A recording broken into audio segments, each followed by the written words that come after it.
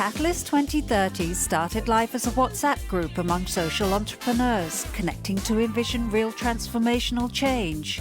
Launched at the World Economic Forum in January 2020, it's grown into a global movement accelerating change to ensure the SDGs are reached by 2030. Fueled by passion, our 550 members working in 175 countries have collectively put in an amazing 50,000 volunteer hours, touching the lives of 2 billion people.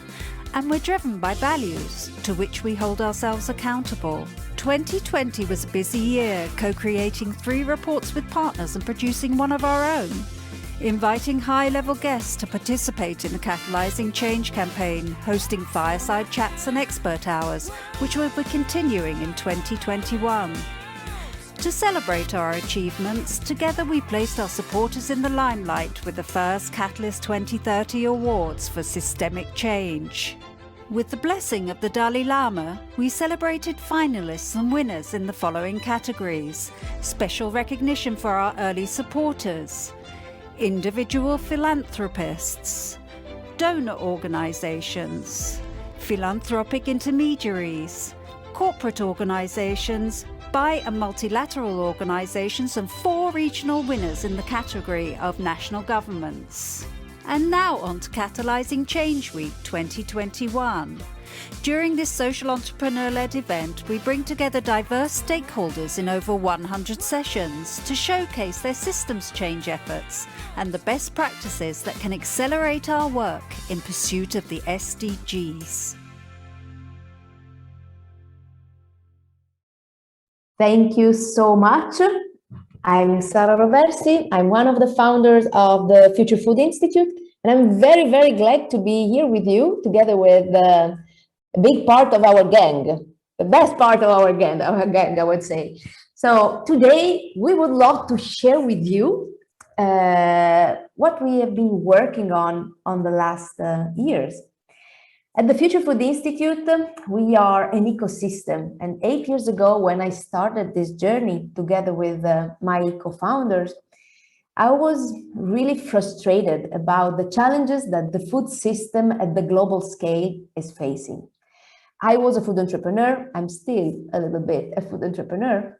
And actually, I was exposed to a global gathering like the G20.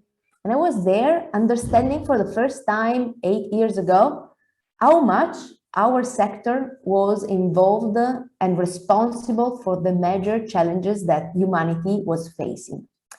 And so at that point, together with Professor Matteo Vignoli, that is going to join us, and together with Chiara, with Chhavi, and Julia, and Sonia, we started really thinking what we could do to advance and to accelerate the transition that is needed. And so, together with our partners and our global community, we decided not to start a little project, but to connect all the dots around the world, break the silos, and start to create a global ecosystem. Now, Future Food is spread pretty much around the world, with a big headquarter based in Italy, with a living lab in Bologna that we consider our city of food, in Pollica, that is the UNESCO capital of the Mediterranean diet, but also with our innovation team led by our US team, Chiara and Chhavi, and also a big branch in Japan, leading our Asian ecosystem. We're working on 3 main dimensions, and we've been developing those 3 dimensions equally in a very harmonious way in these 8 years, because we're understanding we need the different perspectives. And so we're working on knowledge, developing knowledge through our academy and our research initiatives. We are working with communities, in our living lab, through programs, events, connecting people through marathons, hackathons, and whatever can really help us to come together and hack the system. And last but not least, we try to support startups and industries and institutions that are facing probably one of the biggest challenge of the entire humanity, that is fighting climate change and making our food system more sustainable. So now we would love to share with you the Food for Earth platform, the Food for Earth approach, the Food for Earth toolbox. That is exactly what we have been working on in the last years, and that actually became for us like a compass. Is the way how we see the world and how we see food. We strongly consider that food is really the nexus of our society. Food is everything because it's something that touches everything. Food is life because, of course, it's our fuel, it's our energy. But food is also culture. Food is a way to take care about the society. When we care about someone, we offer food, we cook for people. We show care through food, but also choosing the food we are eating, we are making a political choice sometimes. And our food choices are showing care for the producers, for the soil, for the environment, and also for our health. Behind the food we're choosing, there are our traditions, there is our identity. Sometimes there are rituals. So food is really something that is allowing us to feel included within our society, within our community. And food is also a pleasure, is fun. So food is something that every single day touches everyone in the planet. So together with this Food for Earth toolbox, we started really seeing what's the role of food within the society, identifying 5 areas of innovation and creating a strict connection with all the different SDGs. The first chapter is for us caring about the planet because we cannot live healthy in a sick world. So we need to create climate smart ecosystems. As well as we have to think about how we are living, implementing a circular mindset in everything we're doing. We need to think circular, not only, of course, upcycling food waste or saving food waste however we can, but also thinking about our clothes. What's going to be the life of our clothes tomorrow? How we are lighting our homes. So thinking in a circular way. Then we started focusing on identities.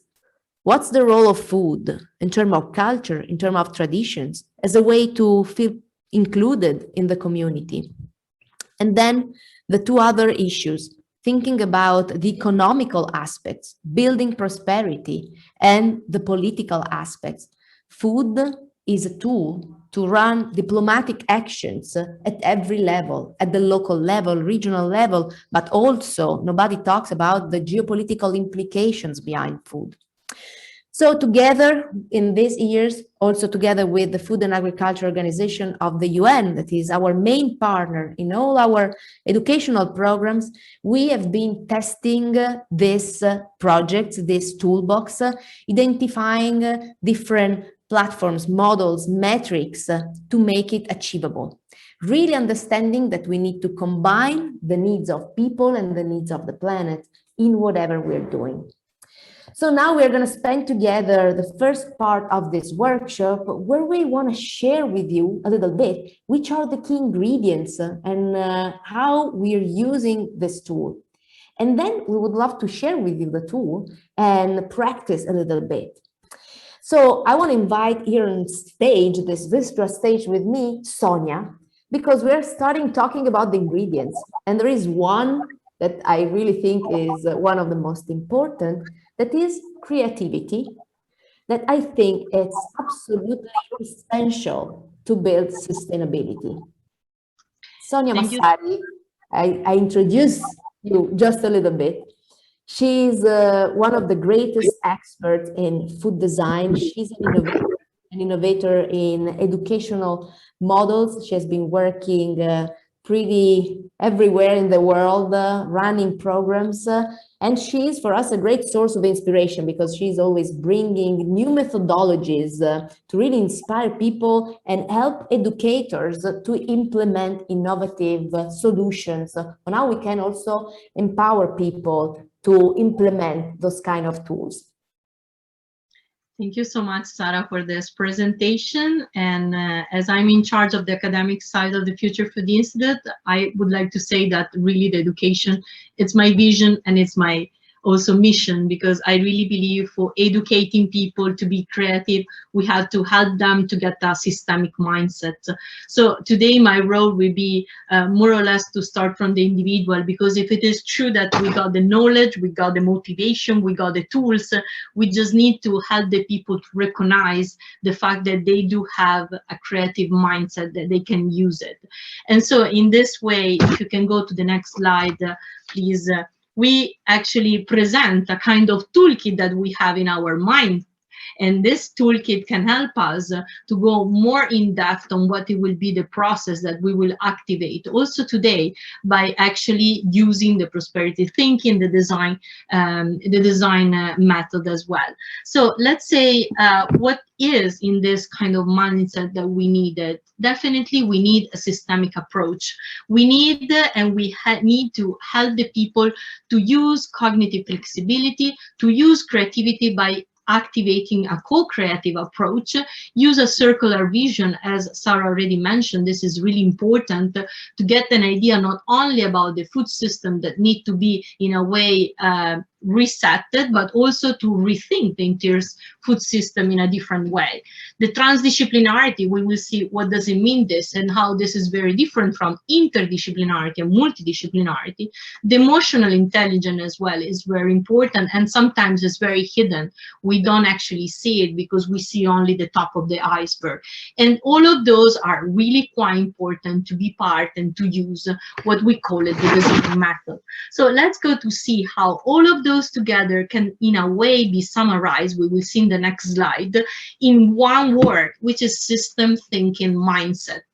Mindset as like the starting point of every individual who can be educated to use their creativity and to do some changes. So let's go more in depth in each of those little things that I mentioned before. And the cognitive flexibility in the next slide, we use at the Future Food Institute this kind of expression, dormant resources. There are so many dormant resources around us, and they are all best resources that are those visible but not seen.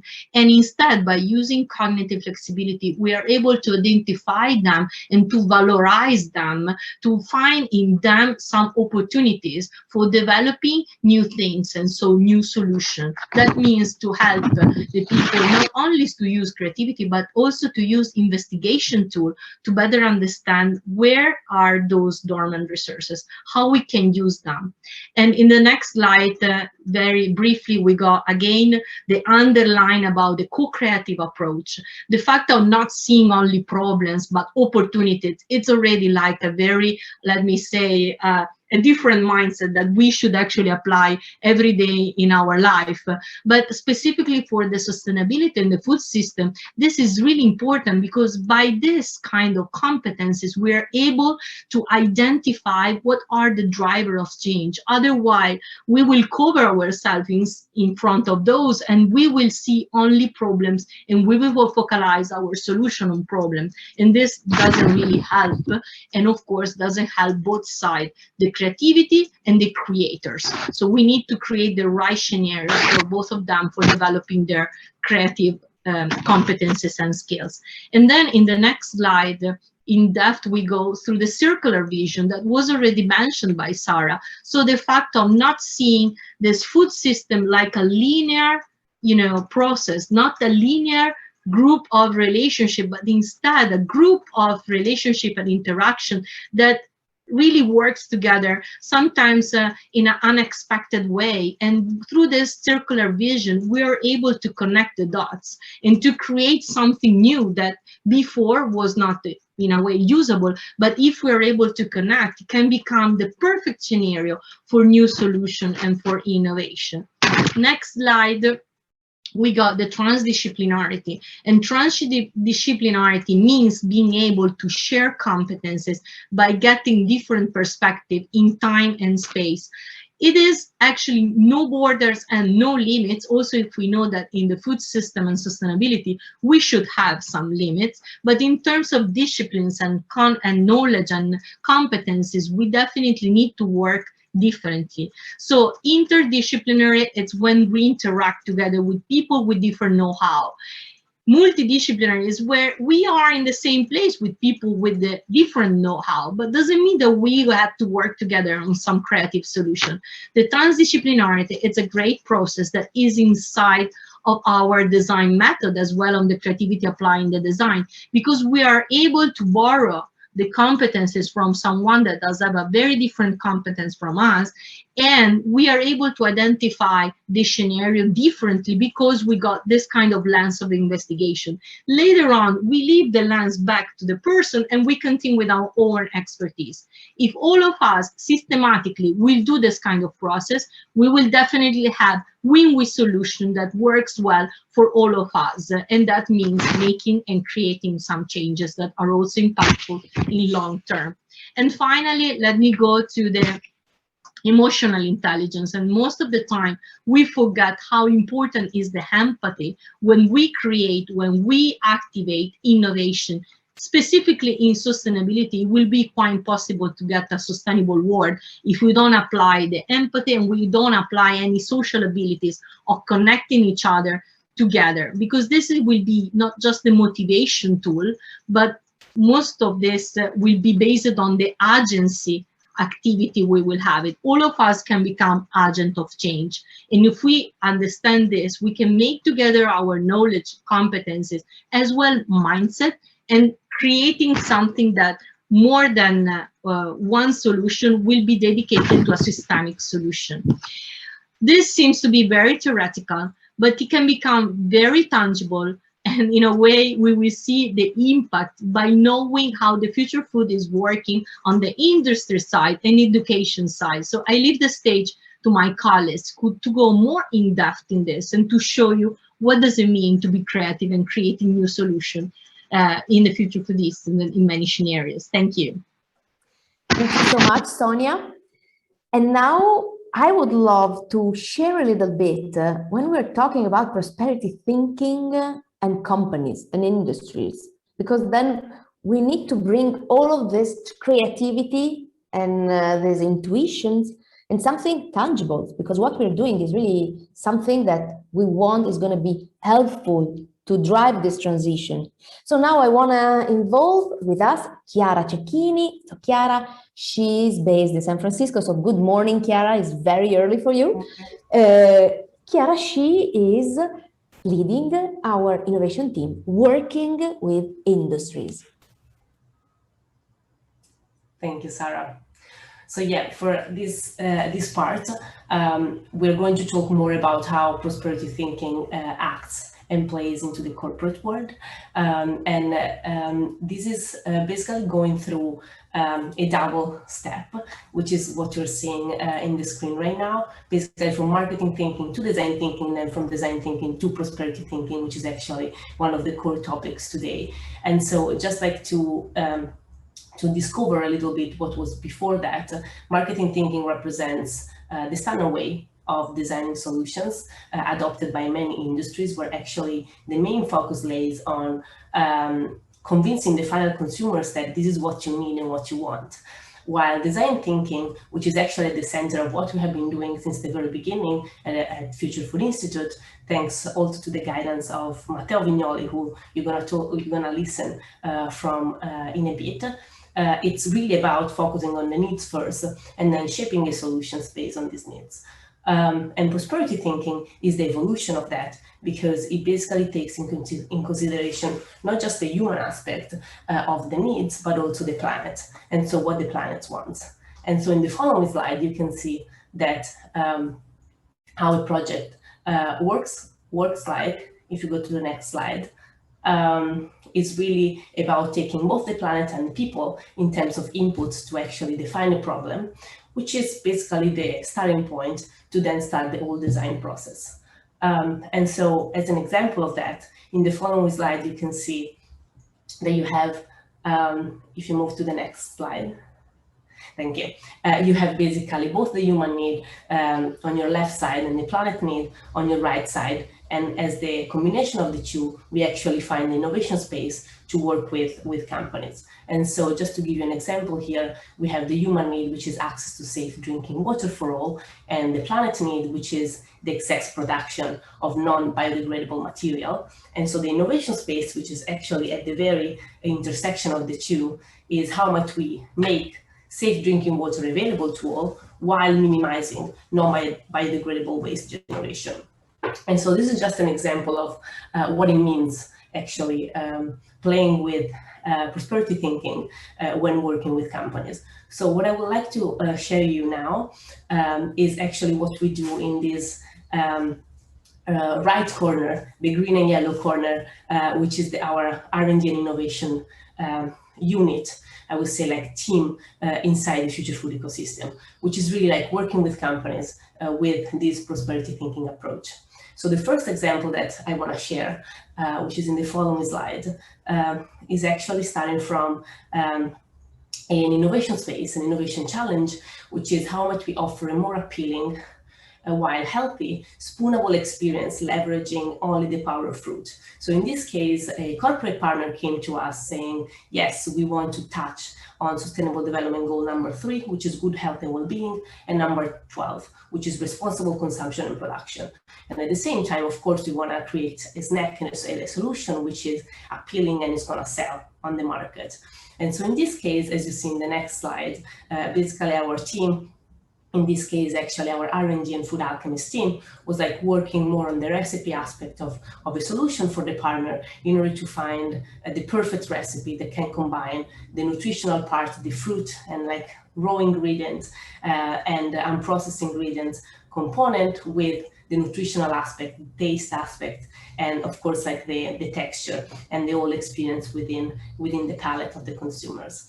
Another example, which is really embodying the prosperity thinking because it's a combination of planet and human challenges, is actually around waste. So in this case, the starting challenge with the partner was how much we decrease food waste while actually offering a tasty and nutritionally rich ingredient to consumers. So in this case, there was also SDG number 13 involved, which was around climate action. So the challenge here, which I think is very interesting and is something that we talk about more and more, that you see in the next slide, is actually around what is called BCG, which is the leftover after the brewery process.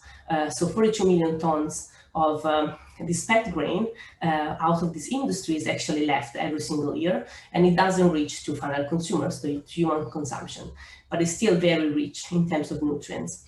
And so in this case, the approach there was very much similar, so taking into consideration both human needs and planet needs. And so what the team did, and you can see some amazing pictures in the next slide, was actually work with an ingredient that was coming out of this pulp, kind of like drying the pulp out and milling it down, and then working on applications for these ingredients in order to put it into an everyday life kind of consumption for eaters, for all of us. So you can see here some experiments with bread. In the following slides, there are some experiments with pasta in order actually to really implement this circularity concept and to insert into consumption something that our standards right now are pulling waste, but of course it's just the way to frame an ingredient. And the following and last example that I want to share is actually a little bit different, and here we're talking about communication. So the prosperity thinking challenge here is how much we make climate beneficial eating sexy, inviting, and attractive.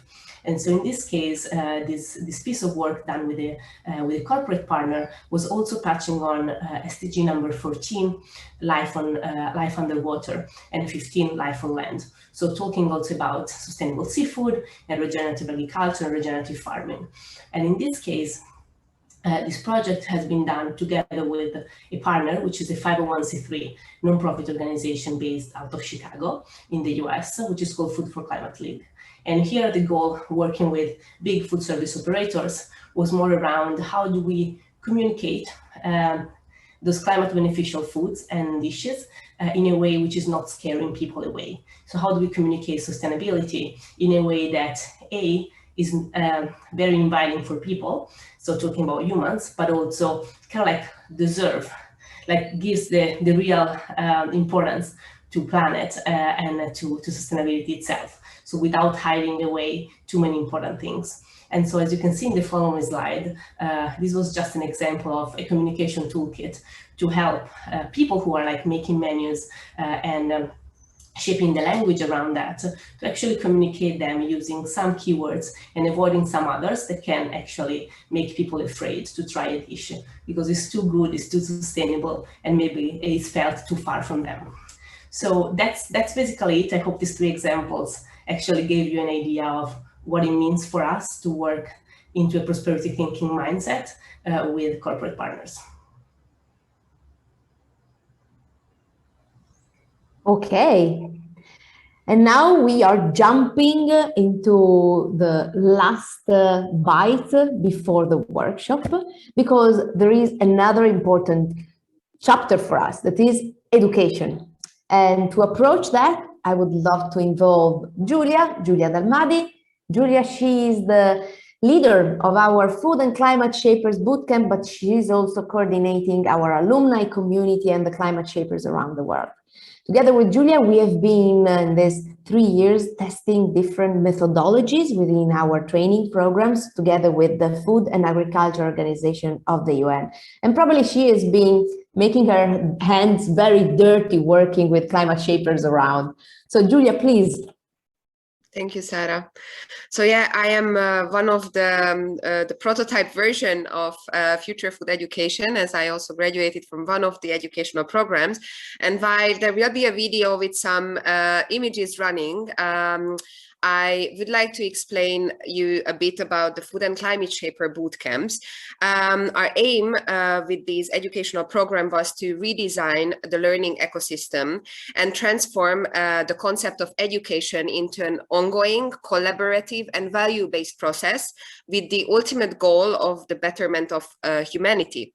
The initial in-person bootcamps, which were started in 2019, needed to shift into a digital format given the ongoing pandemic in 2020. And over the past years, we managed to achieve over 150 climate shapers in our community, plus the additional extra alumni from the previous educational programs. Our community is actually growing over 200 members. The Food and Climate Shaper bootcamps are a joint project with FAO, and it was very important for us to catalyze the knowledge of circular and sustainable agri-food system by empowering these climate shapers and connecting communities and innovating solutions in around different food system challenges. So if we think about the activities what we run both in digital and in-person formats, these include hands-on experiences supported by a series of master classes and discovery missions, open conversations, and of course with a hackathon which is concluding all of our activities, let it be a 1-week in-person bootcamp or a 4-week part-time hybrid activity what you would follow digitally. Why do we say hybrid?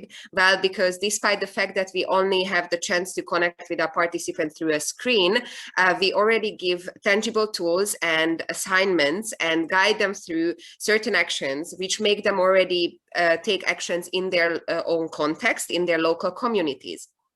So why is the digital version and this hybrid version on this way an enabler? Well, because there we don't have any barriers. There are no barriers like borders, distance, or different cultures, because we can bring a very diverse, as Sonia mentioned before, multidisciplinary, also multicultural and multi-generational set of people into one classroom. Now, if we go to the next slide, you will also see that our learning journey is composed by 3 sections: inspiration, aspiration, and action. In the inspiration part, we always have experts involved in a form of speakers or mentors who are guiding our soon-to-be climate shapers through the journey and showing them already real life experiences or actions which have been taken to give them inspiration during the first part of the educational program. The aspiration phase, where we actually start getting our hands dirty, and we have local discoveries where our climate shapers are actually tapping into their own ecosystem and featuring their local food and climate shapers and showcasing them to their classmates. And also we are defining the challenge what their curated teams will work on. So the action at the end, we have a climate supper, which is a global dining experience where all of our climate shapers are inviting their community, their family, and having very conscious conversations over a table. And then on the final week, they are spending this very intense 48 hours together, where they are designing a proof of concept, a tangible solution, taking human and planet-centered planetary needs into account and coming up with actual solutions for food system problems. On the next slide, you can also see some of the examples. So what kind of actionable solutions are coming out from these sessions? So how might we strengthen consumers' connection to their climate impact? On the second boot camp, the Food Vision team, how they call themselves, created a localized competition to incentivize climate action for average people and showcase it as a TV show series to reach a broader audience. Or how might we have sweetie dwellers to access circular solutions and reduce their environmental impact? Well, Food Planet, or now they renamed themselves to Food Planet, came up with an educational platform which is addressing 8 to 13-year-old children and their families to learn together and shape their food future. So I can very proudly say that some of the hackathon ideas actually are being worked on further, even beyond the bootcamp. And this is a very important part, that our educational program doesn't only end with the graduation of the climate shapers. We involve them in different projects and we help them to stay active in their own environments. And if we can go to the next slide, please. You can see now the map where we have our climate shapers located all over the world. And given the fact that our boot camps are now happening the digital version 3 times a year, and this year we also have luckily 2 in-person boot camps what we organize, this climate shaper community is growing day by day. So if you get inspired by what we just told you and by the workshop, you also have the chance to join one of the upcoming editions and become part of this network. Thank you so much. Thank you so much, Julia. And now let's jump into the Earth Regeneration Toolbox and the Food for Earth. Before starting the workshop, I just want to go through very quickly the entire map. So before we were talking about the different areas. Actually, what we are doing with the Food for Earth and the Earth Regeneration Toolbox is really understanding the SDGs and the SDG framework under the approach also of integral ecology. When we talk about sustainability, we're not just talking about environment. When we're talking about ecology, we're talking about many different aspects. And we should consider the complexity of the system, combining all the different dots. So when we talk about ecology, we need to develop this new mindset, thinking about political ecology, economical ecology, of course, environmental ecology, but also human, social, cultural ecology. And here we are. So when we approach our Earth Regeneration map, we of course have been talking about what's the role of food when we tackle diplomatic issues. And so here you have an example of startup in the food diplomacy area. And in the next slide, you see that, for example, we have Conflict Kitchen, that is an interesting startup that we have been meeting during one of our global missions. And this project is a project that is really highlighting that through food, you can break walls. Through food, you can communicate, you can create inclusion, and you can facilitate connections and conversations. Then we jump into the circular living. Sonia was mentioning that, I was mentioning that at the beginning, we need to change our mindset. And through projects like In Stock, that is another Great initiative based in Amsterdam, maybe you know it. This is just one of the tons of examples of startups that are growing, tackling the topic of upcycling waste and saving food waste. Then we can jump into the climate smart ecosystems. There's tons of solutions that can make our agricultural system more sustainable. We need to save water. We are using too much water. The 70% of the water available in the earth is really used for something that through technology can be saved and preserved. And as well, tons of other things can help us to make our food system more sustainable.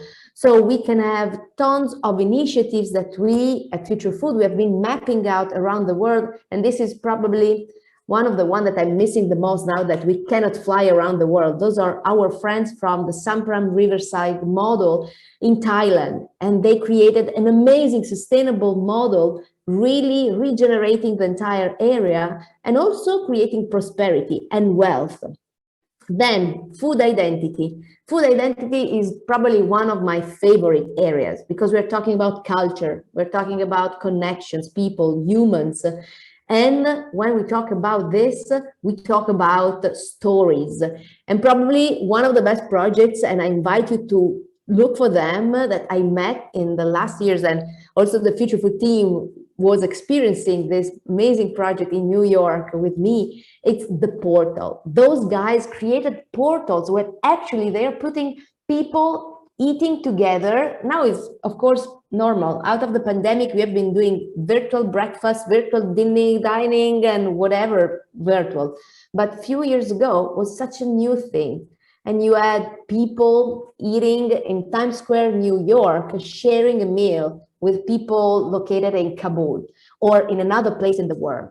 And actually sharing a meal and talking around the table is something super powerful, because through food, you can talk a lot and share a lot about your culture.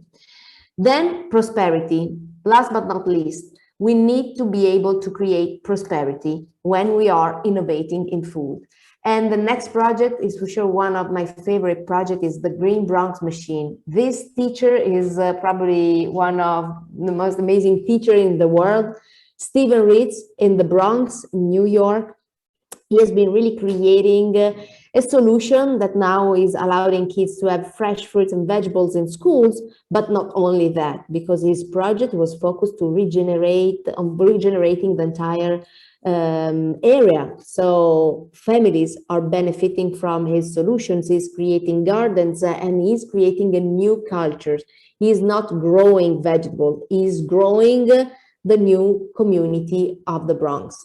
So now, before I leave you for the workshop together with Matteo, with Chhavi, but also with Margherita, I want to thank the entire Future Food team, and of course Margherita, that behind the scene during these days has been helping us putting together everything. And I want to thank you, because the success of this workshop is only up to you. As much as you're going to be present, putting your creativity, your brain, your energy, as much as you're going to get back out of this little journey together. And now, Matteo, the floor is yours. Thank you. Thank you very much. Margherita, can you give me the screen? Thanks everybody for joining us for this session. Now we are moving into the workshop style. So I will present to you the full map, and today we are going to do a journey together to learn how we can apply. And we are actually focusing on one of the topic of the map, which is circular living. So through some interactive session, we will get to know each other. We will understand what is our opportunity to change the world with food, especially impacting our local ecosystem. At the end, we will make a personal commitment to change, and understand that if we all do our part, we can really change the system. So change starts from the end of your fork. That's how we say. So the first part of the work is going to be in Teams. So we will share with you a link with a presentation, and we will put you in teams of 4 in breakout rooms. And in the first 5 minutes, you will, you know, learn about yourself. So each one has 1 minute to, you know, share a story or best practice that you know about food that is happening in your area, like the one that Sara was showing in the previous part of the presentation. The second part is 10 minutes, so you will have 15 minutes in total for this part, and it's about discussing challenges and opportunities in your local ecosystem on circular living. You know, choose one challenge or an opportunity that you think it's relevant among the 4 of you that you want to address, and turn it into a how might we statement, like how might we help manage food waste in you know, in my local food market, because that's what happens at the end of every, you know, day. You go there and there's a lot of things that are thrown away in order to reach clean city environment, because you cannot have waste around, because it's basically giving a bad sign, or something like that that is actually based on a local awareness or local story that you feel important. So we'll put in breakout rooms. So I ask our, you know, team to actually put everybody in rooms of 4, and we'll see each other here in 15 minutes sharp with and how might we. Together with myself, we will be Margherita, say hi, and Chhavi, say hi. We will go into the rooms so that we can help you out if you need. Please raise your hand and ask for help if something is not working in your room. Thank you. Faith, you can disperse everyone. Breakout rooms are open. Great. I'm just going to reassign a few people.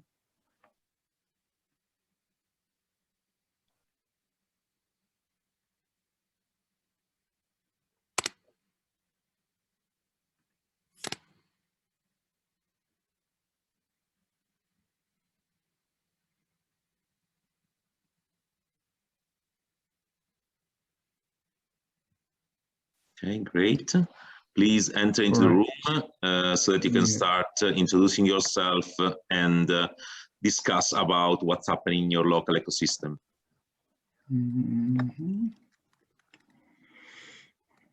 Yeah, I see people joining. All right.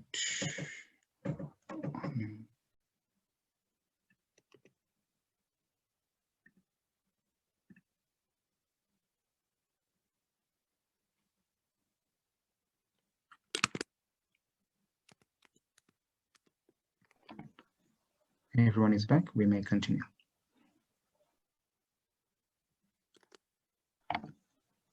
Matteo, you're on mute. Hi, welcome back. How were things? Good conversation? Yeah, I see some people smiling, so I think that's a yes. Can I share my screen? You?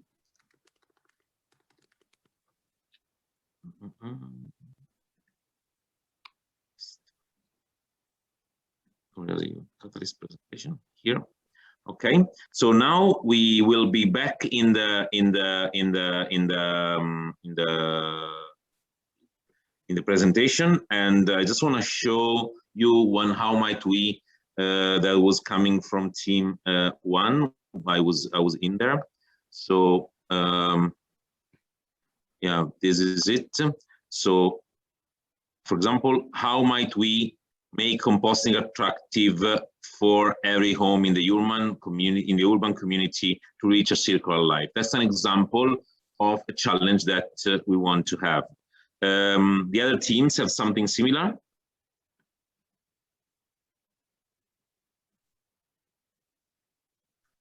So starting from your how might we, Chhavi, Margherita, the how might we of the other teams are similar? Go for it, Matteo. Okay, team 3 was choosing the challenge. So maybe we can do this quickly in the next breakout room. Okay. And Chhavi, do they reach the how might we? No. Okay, so if you haven't finished, please write a small statement that recaps your challenge, and then discuss who can bring support to your challenge. For example, in team 1, we were basically discussing how to use the compost that you produce, and one idea, for example, could be, you know, create seed bombs so that you take the compost and you throw it and you make your city green again. And in the next, 8 minutes, discuss who can you bring, who you actually know that can actually help to face your challenge. Because all start with us and the person that we actually can activate. It's not about, you know, somebody else that maybe does something, politicians, community people. It's us. It's you know, something that can start even from us. What is the small act? And bringing somebody to the table, it's the first act of, sharing. And then innovate. So build a strategy agenda to make things happen. So what are the things that really, make your community, thrive? So what are the things that you can really do? So why you want to do that, and, what you're going to do, for example, create this kind of circular system to foster a greener city. Then I do create an event. So really the steps that you think you're doing and by when you're doing it. You have 18 minutes to do that, and we come back here for a final sharing of what were your discussion. So I ask the team moderator to put everybody back. Actually, let's give ourselves 15 minutes so that we have some time for sharing later. And we will be in your rooms to actually help you with the conversion and the agenda.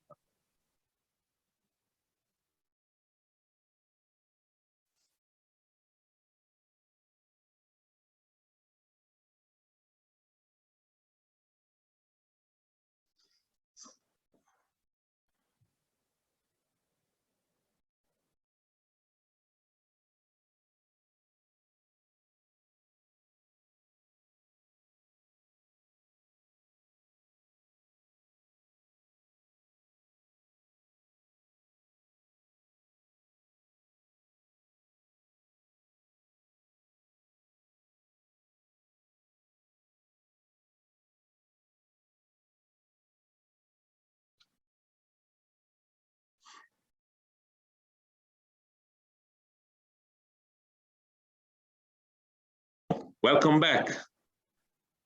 I hope that the work was fruitful, like it was in team 1. So I'm now sharing the screen for team 1. And yeah, Dioma, you wanna present your idea? You have 1 minute to do it.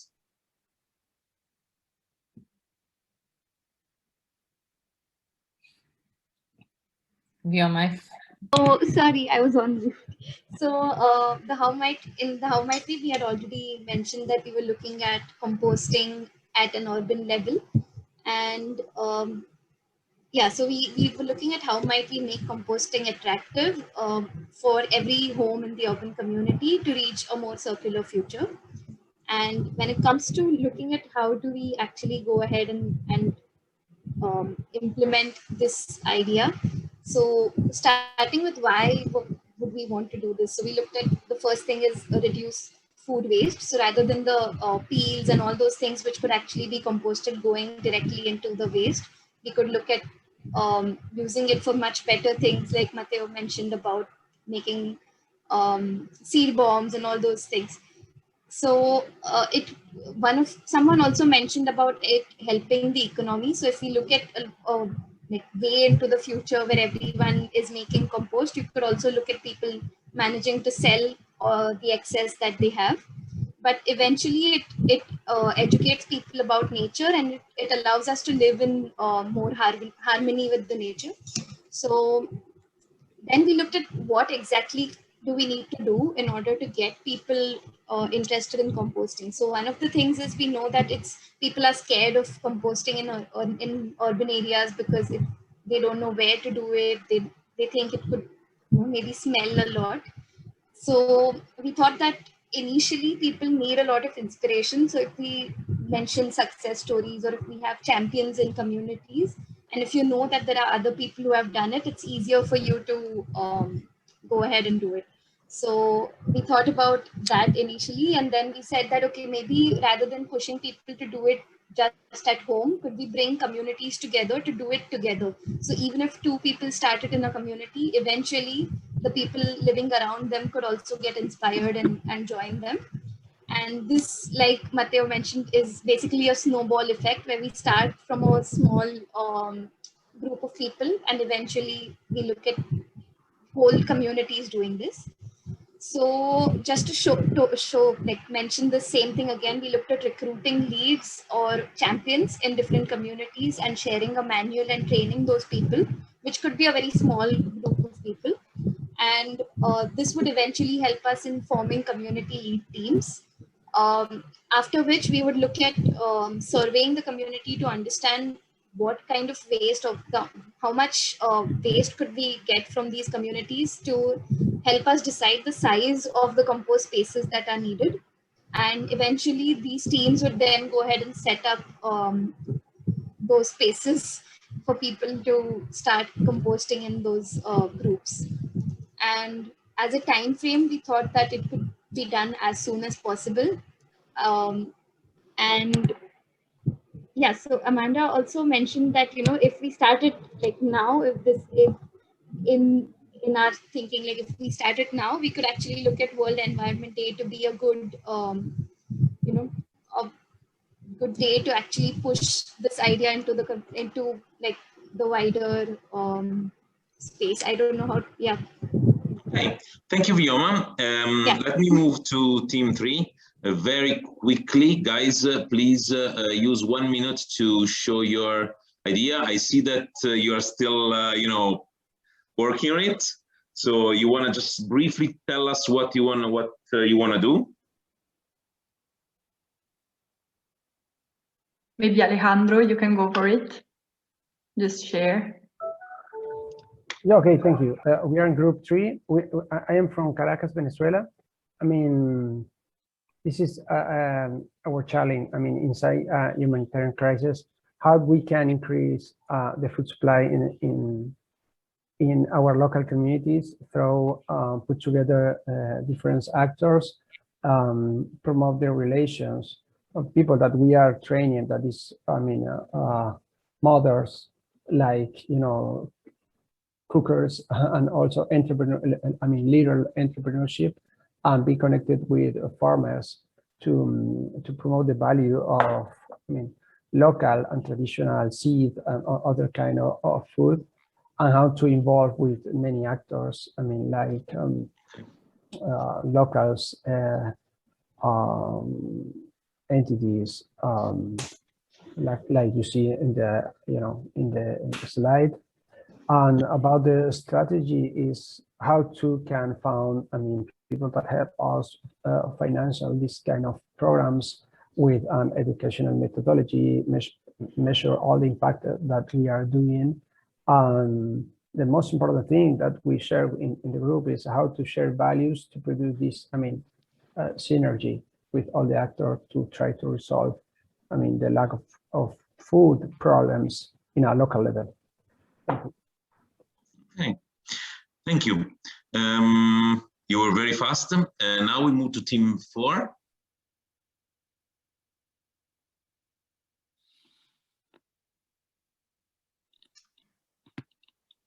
Juliana, Evie. Yes, I'll go for it. So basically what we discussed is how might we make preservation of gastronomic traditions attractive for global communities to restore agrobiodiversity and run circular kitchens. And it all came because we are seeing that we're kind of losing that traditions, and the young generations are not actually interested in preserving them. So how do we make that attractive so that we all have our identities in the gastronomic and food world? And why? It's basically to embrace circularity, to preserve traditions and regional identities, embracing diversity around the world. Yeah, just healthy eating, because probably traditions are less processed, so that's what's motivating us. And in the strategy, we have basically create local and global networks of chefs, farmers, researchers, and different players around the system that could help us with ideation or with transferring knowledge, and embrace the storytelling about traditions and practices in a powerful way to spread the benefits of these gastronomic traditions that we all have. And in the implementations, we have some ideas like create community kitchens where people cook together and exchange stories, virtual cooking parties, to exchange local recipes and tips, and then ingredients themed parties or just meetups where people can collaborate with different businesses on how developing traditional recipes can provide value. Okay, thank you very much. Actually, the last part of the workshop, oh, Stephen joined, ciao Stephen, is actually to create your own personal sustainability commitment. So you have in your slide this, and I leave you that for the next 5 minutes after my final statement, and thank you. The final statement is this: most people think that change comes from other people, right? From politicians, from professors, from opinion leaders, from others. We at Future Food believe that change starts from an internal drive and from a personal commitment to change the world. And our small exercise showed us that with just involving our network, the people we know, the people that trust us, the people that really make our life, we can really change a lot in our environment, in our city. It takes the effort of starting. It takes the effort of going out and tell people, hey, let's start a composting marathon. Let's share stories of ingredients. Let's make a commitment on educating local communities and dedicate few hours to do that. If all the people, involve other people, then we have a movement. And that's what we need. We need people to cooperate, to bond together, to change the world with food. We don't, we cannot trust others to do it if we are not doing ourselves. So that's my wish, that, you can really take the action and commitment to stand up and change the world around you, because that's what you're called to do. And thank you for listening and joining this workshop. And please take 5 minutes after the end to write your personal commitment in the slide by saying and telling us what you do, because if we know other people around your local ecosystem that are willing to do the same, we'll create the link, because that's what we do here. We connect people that want to change the world with food. And thank you, Chhavi, Margherita, and Catalyst for this opportunity, and you to share our journey. Thank you, everyone. You can reach out to us on LinkedIn or any other network. We would be happy to continue the conversation. Thank you, everyone. Thank you, everyone.